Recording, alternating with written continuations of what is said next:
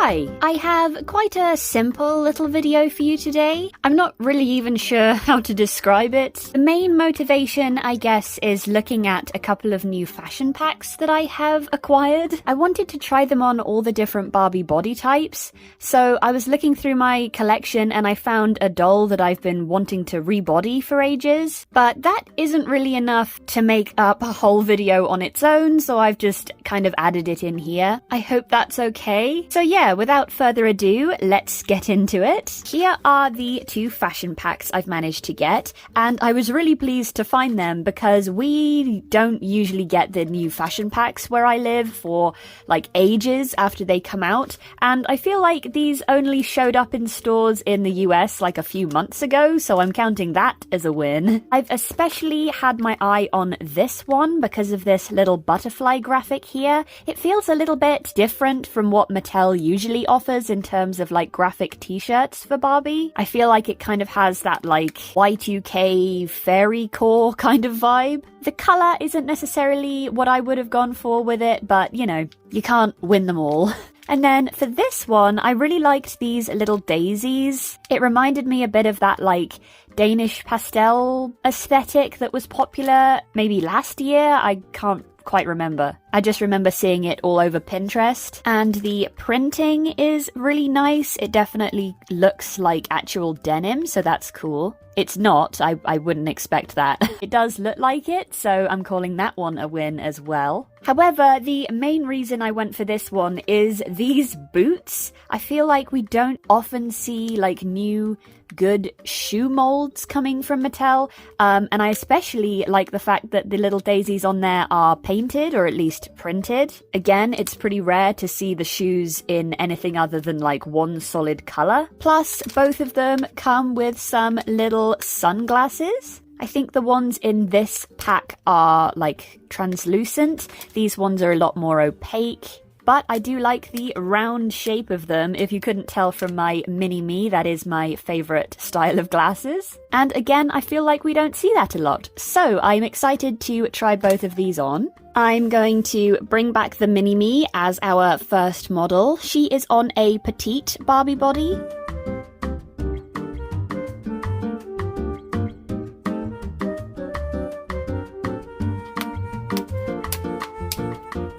Okay, so first things first, these shorts are a surprise to me. To be honest, I kind of thought it was a skirt inside the packaging, and I was pleasantly surprised to find out it was shorts. However, as you can see, they are quite substantially too large for the petite Barbie body. If I pull them down to the point where they kind of fit around the top, they're just like a bit too long, and the crotch is too low, really. Additionally, these side seams are a bit strange. I don't know if it's just where they've been folded into the packaging, but the seam kind of looks like it should be where the fold is.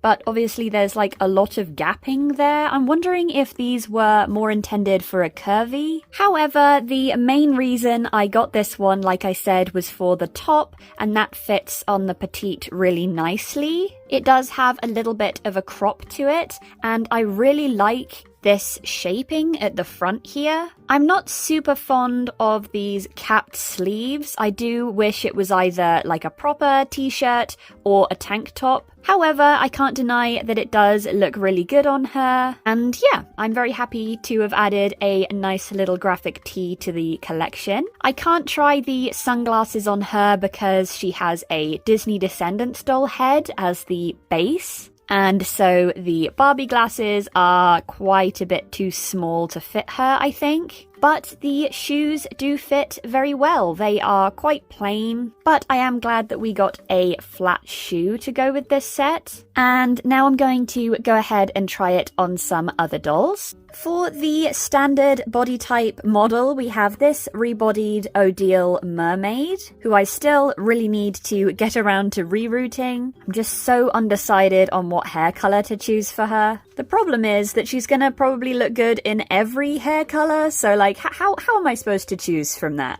She's also still wearing one of the outfits from my Holly Hobby fashion pack try-on video, so she definitely deserves a new outfit. And this one definitely isn't a bad candidate. The shorts do seem to fit a bit better than they did on the petite body type. However, she still hasn't filled out that strange side seam, and the length still seems a little bit awkward. I do think they are intended to be like a high waist. Obviously, I could take in the seams and stuff if I wanted it to fit her or the petite better, but you know, I feel like the point of buying a fashion pack instead of sewing them by myself like I usually do is that I don't have to do the sewing, so I would prefer that they were a bit more ready to wear. The top still fits her really nicely though. It is a bit more of a snug fit than it was on the petite, and obviously it's a little bit more cropped as well, but it still closes fine in the back and looks really nice, so that's cool. This time we do have a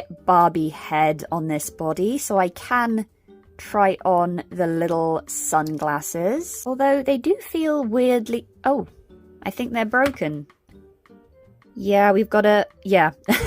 They had a little break right in the center bridge there. Okay, well, that's disappointing. Oh well, at least the shoes fit nicely. For our final model, we have a just standard Millie head on a curvy made-to-move body. And at long last, we have a good fit on these shorts. They were definitely made for a curvy. They fit really nice and high on her waist, which makes the length look a lot less awkward. And her hips have managed to fill out that weird side seam. So these definitely belong to her now. As for the top, since the shorts are a lot higher waisted on her, the crop is much less evident. But the fabric is very taut, especially across her chest. So there is some kind of stretching to the graphic, which I'd rather avoid. It does close in the back, although there's a little tiny bit of gapping right at the bottom, surprisingly.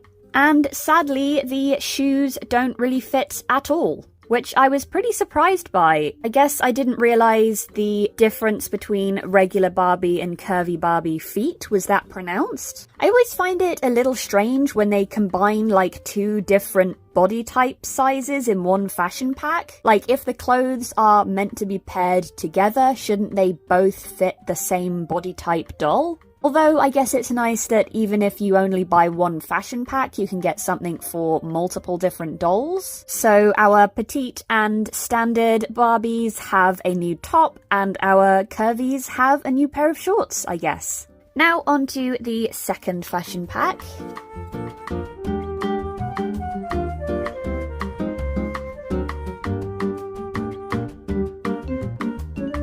Well, that was much less satisfying than it could have been.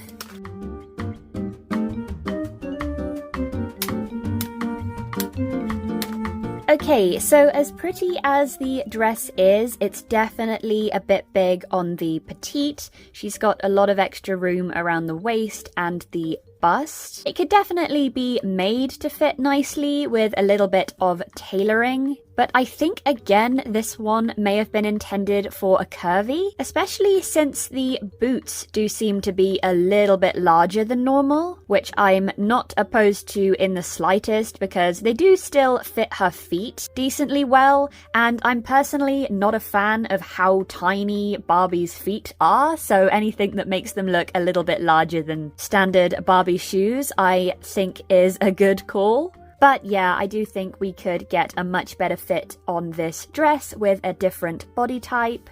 I'm not quite sure the standard made to move is the solution to that either though. She still has a lot of room in the waist, and the bust darts are just very loose as well. It's a shame because I feel like this colour goes quite well with the mermaid hair colour. But since I'm thinking of changing that anyway, I guess that's no big deal. And the boots do again fit really nicely. What I hadn't noticed before was this like wing detail on the top. This time the little glasses are not broken, so we can try them on. This is definitely not the ideal hairstyle for them, but they do fit her face pretty nicely and they cover her whole eye from the front, so that's nice. And I don't think anyone is surprised that the curvy wins this round. The dress is a much better fit on her waist and the bust is nicely filled out. However, conversely, on the back,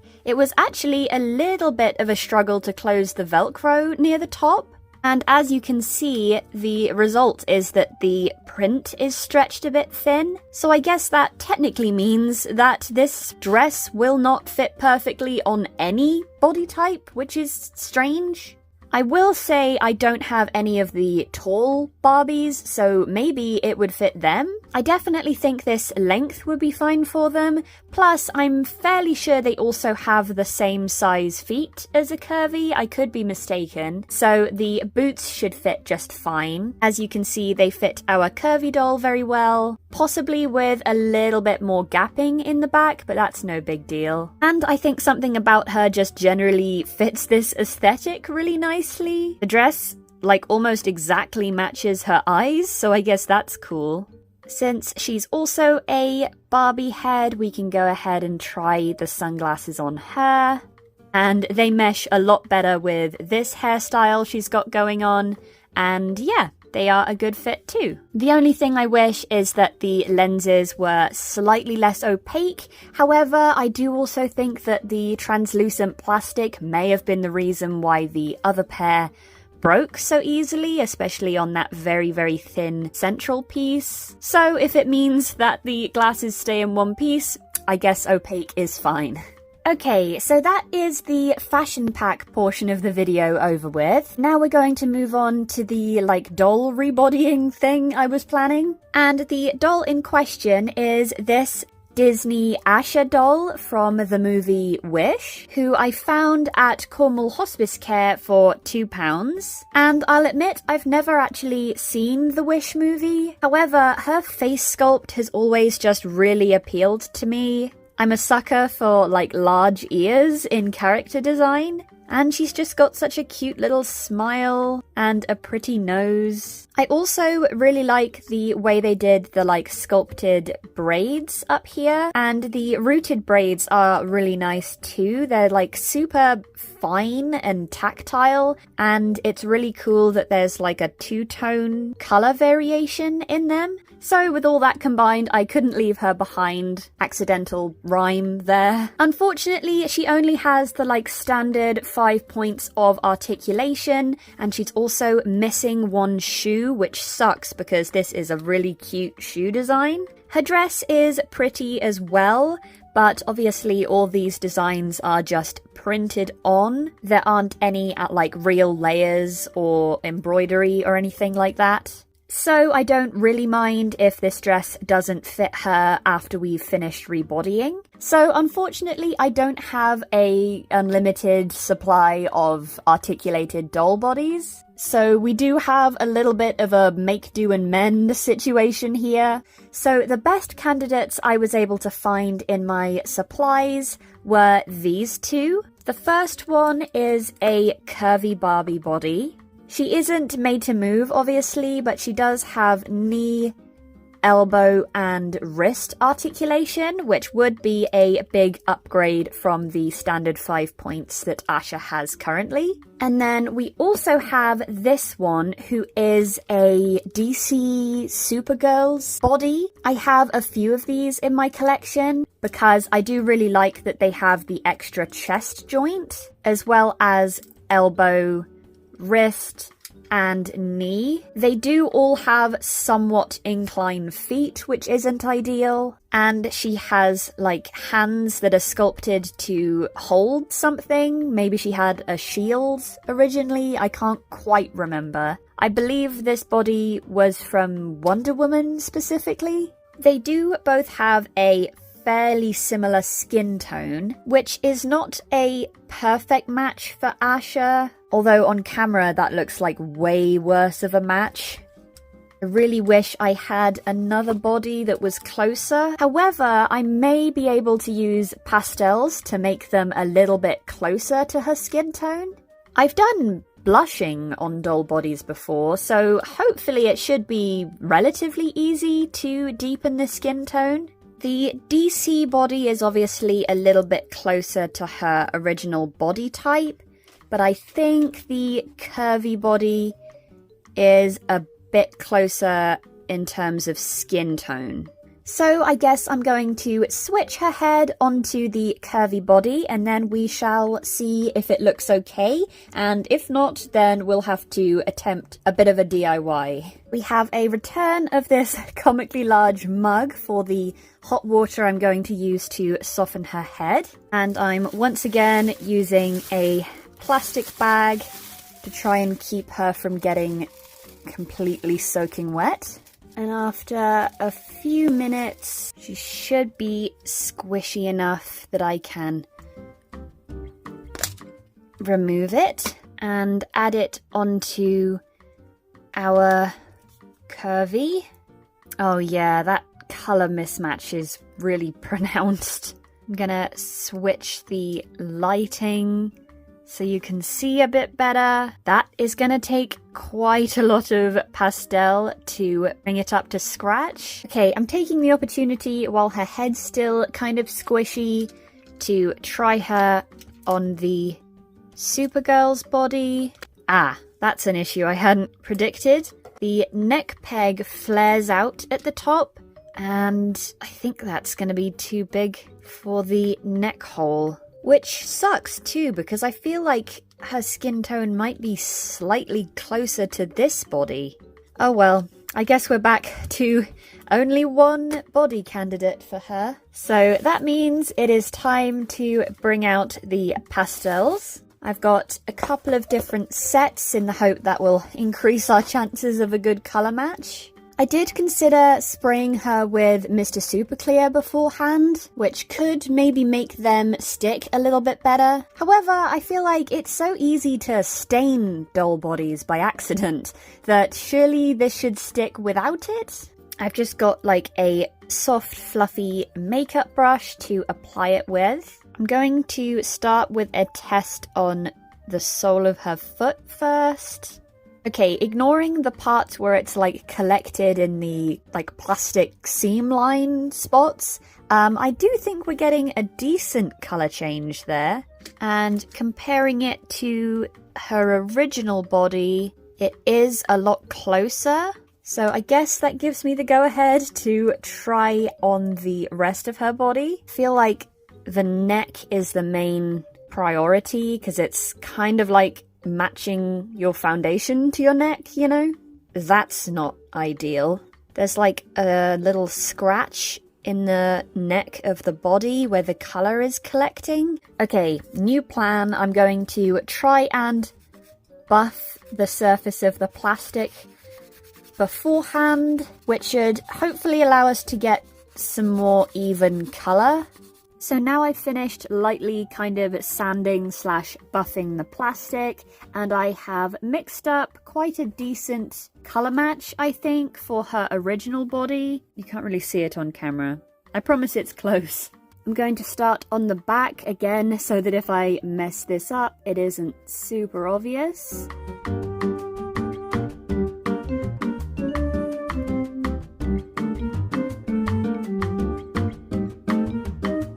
Okay, I have gone over her entire body now. I'm so sorry the lighting is awful. As you can see, there is a bit of a better match between her neck and her head, but I don't know how well you can see exactly how patchy it has turned out, which may well be down to me having buffed some areas more than others or something like that. There could potentially also just be some like irregularities in the plastic itself, but either way, I'm not sure what to do about this. In order to seal it in, I will have to spray her with some Mr. Super Clear sealant, but I'm like, this is not...